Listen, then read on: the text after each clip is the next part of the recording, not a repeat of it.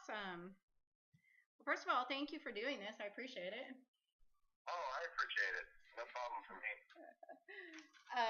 So I know you guys are getting pretty excited probably to start your tour, right?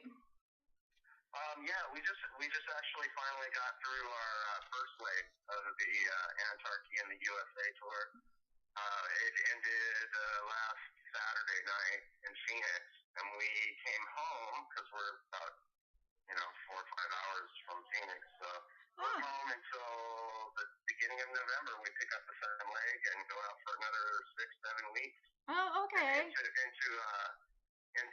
December, which is going to be a lot of, which will probably end up being busy with the song out because that's when all the stations are doing their Christmas party shows and stuff. So we're anticipating being out, you know, more or less right up until Christmas break. Yeah.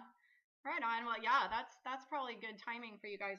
I know that a lot of bands take breaks at that time to go into the studio, so I think that's a smart thing to do. Yeah, we'll just break for this whole headlining tour that we're doing is just to get out there and be in people's faces and raise some awareness that there's a song on the radio and that there's a record coming in January and it's really successful. People are excited. They've waited a long time. Though I shouldn't say they, our core fans have waited way too long for this because it's just been hurdle after hurdle for the last 3 years getting this record out. So yeah, there's some excitement. We're pretty stoked. I know. I know for a fact B103 is playing it, so I know you're getting some, internet radio I'm stations. sorry, one more time. I said I know for a fact B103 is definitely picking it up and playing it. The sponsors of Rockfest, so.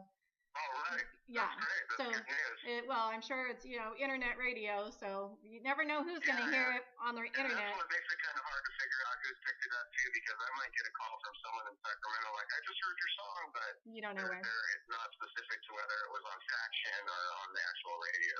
Right. Who is the band that's friends of your guys' that's playing at the festival? Do you remember that band, Chris Orchid from Stockton from years ago? It's the guys from that band are all good friends of ours. Oh, is it Clockwork Hero? Yeah, that's it. Oh, yeah. Thank you. Yeah. Oh, Sam. Clockwork Hero. I knew the name. It just was fully escaping me on the spot. Yeah. No, Sam's a good friend, and those guys are just awesome. I love hanging out with them. Yeah. They're so much fun. Sam is our buddy for a long time, man. From back in those days when we used to work that area up there with Papa Roach all the time. Yeah. Crypt Orchid was on a lot of those shows with us. We used to come up there and just we made so many friends up there. That's where we first started playing with the Dredge guys, P Roach, right. Simon Says back in the day, all those bands that were kind of clever. Well, let's go back to the single now. It's called Homage. Is that right? Yes. Okay, yes. That's what I thought. And, homage, or if you're French, homage. Homage. And it's basically kind of a shout out to some of the bands that have inspired you guys along the way. Is that an accurate description? Yeah, in a nutshell, that's kind of what it is. It's and not even some of them, a lot of bands, and for all over the genre spectrum. We've always been very genre straddling kind of band, and just even the names that we're throwing out kind of testify to that just through the diversity of our influence. Yeah. And we were kind of, the song started getting a vibe. This when we were writing it, we're loving the feel of this, and then Dryden had put together a line, and it just seemed like a really cool kind of topic. Yeah, great. And the more we got into it, we were like, holy shit, we're writing a love song to music right now. Oh, that's awesome. And there's been a million love songs over the years, and throughout time. Right. Beginning of time. This is the beginning of time. But there's probably only been a couple of really cool anthems that were generally dedicated to one's love of music. And this one, we're just shit, why not just start calling out all these people that directly influenced us, and not only us, everybody for that matter, growing up. Right. And that's kind of essentially in a nutshell how it kind of just came to be. all of a sudden we were just like, this is a really good idea to like kind of pay homage. And then the rest of the album will come out again. Tell me when. It just got pushed to January. So, and for reasons that are, we were hoping for a release this year, but here we are, like rolling into the fourth quarter. And anybody that knows this business knows that, fourth quarter is for the huge acts, just before Christmas shopping. Coming out in first quarter, there's a lot of advantage to that, especially, from a label standpoint where they can, they can set the record up the way they want to and make sure it's released properly and make sure that there's awareness about it. Well, you have such a loyal fan base, and they've stuck with you for almost 20 years, and so I don't think they're I don't think they're gonna mind waiting another 3-4 months. I think you'll be all right. Yeah, well, you're generating a lot of anticipation by this tour, the first leg and the second leg, so that's good.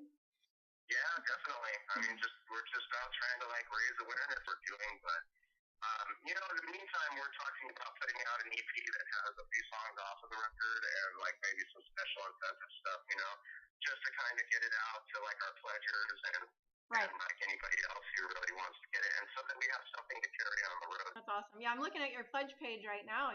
I clearly, very successful campaign to raise funds. So, do you think that was just, your dedicated fan base? Did you get any new traction off your pledge?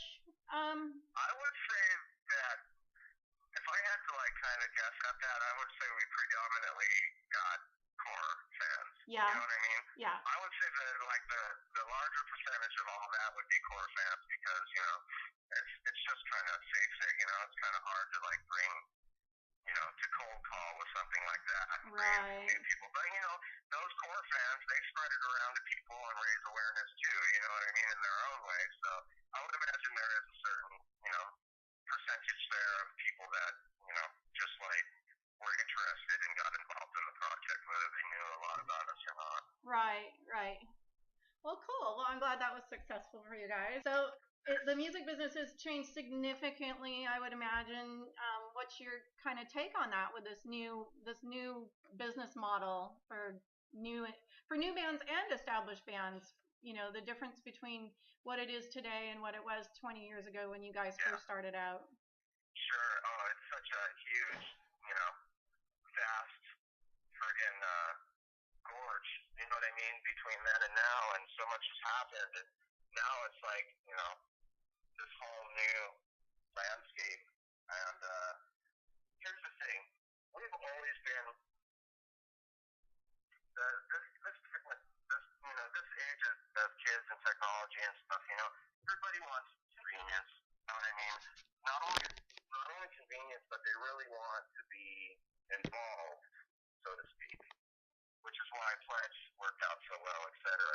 But they want to be involved in the sense that you see it on Instagram or Facebook.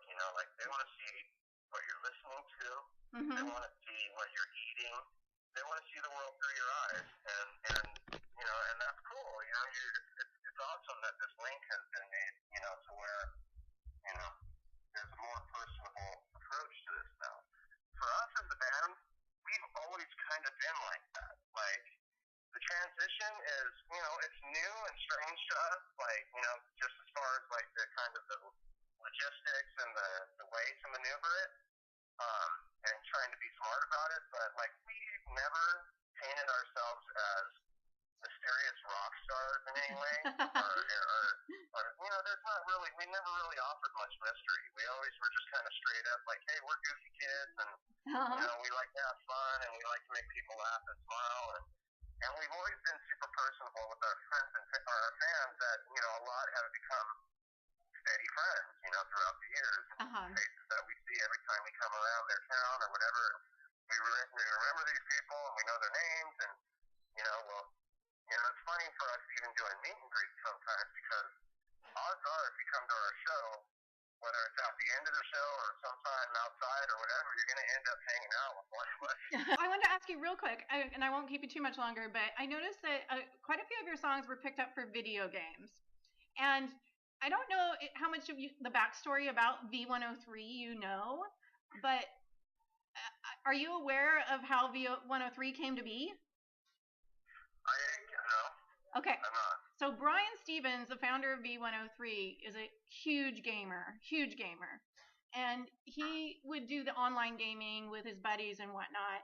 And apparently, there was some request or some kind of agreement made that Brian needed to record and air music for the gamers that were online that coincided with the games that they were playing. So it really started as him going and really delving into like unknown underground metal artists and then putting them on the air so while these guys were gaming they could listen to this music.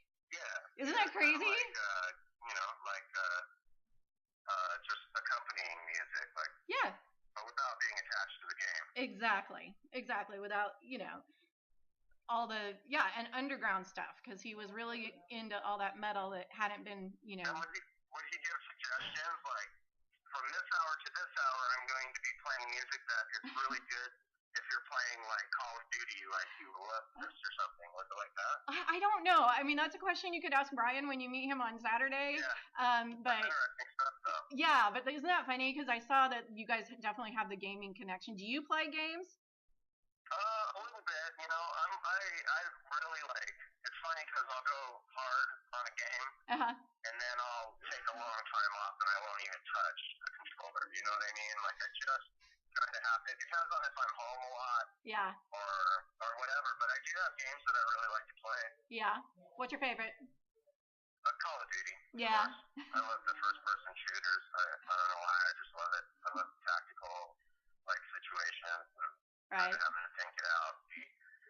That's cool. I like that a lot. That game was cool. I remember back, I liked Halo a lot, and there's a lot of new games out now that I really want to check out, but I just have not had any opportunity. And I just got a new Xbox too, like the brand new one. Good. Yeah, my son is sitting in a box still. Yeah. Oh well, gosh, my son is saving up his hard-earned dollars to get the new Xbox. So strictly so he can play Assassin's Creed because you can't play it on the old one, I guess. So I don't know. And that's one of the big ones I've been hearing about is Assassin's Creed like that, and it looks awesome. It looks right. short. Have you played any of the games that your music is on? Oh yeah, for sure. When we would do, I mean, it's been a while, since we've really had something out on something, but yeah, we back in the day we did, from Tony Hawk skateboarder to, Sean Palmer snowboarder to, Madden. We're on a whole lot of games. Yeah, you are. Yeah. And they would generally send us the game, and sometimes, in the beginning we got consoles, and then, as we did each one or did each game, they send us copies of the game so that we can play them and stuff. Right? Yeah, that's cool. And I played a bunch of those games. I don't know which ones I like better than what, but I played a lot of them. Oh, that's cool. That's cool. Well, I like Madden on the bus a little bit and stuff like that. Right. Okay. Well, is there anything else that you want to say or cover or talk about? I think I've got my questions answered, and it's been really fun. I mean, I hope everybody, goes out and calls everyone they need to call to tell them that, Homage is a cool song and it's worth a listen. And, for real. And, the record is going to come at the beginning of the year. It's called Always and Forever. And, thanks to everyone for putting up with our shit and hanging out as long as they have, I can't say anything any more important than that message to the fans. Right, for sure. Right. Well, Terry, I thank you so very much for taking time today to talk with me, and I'm absolutely so stoked and excited to meet you. Yeah, absolutely. Thank you for the opportunity.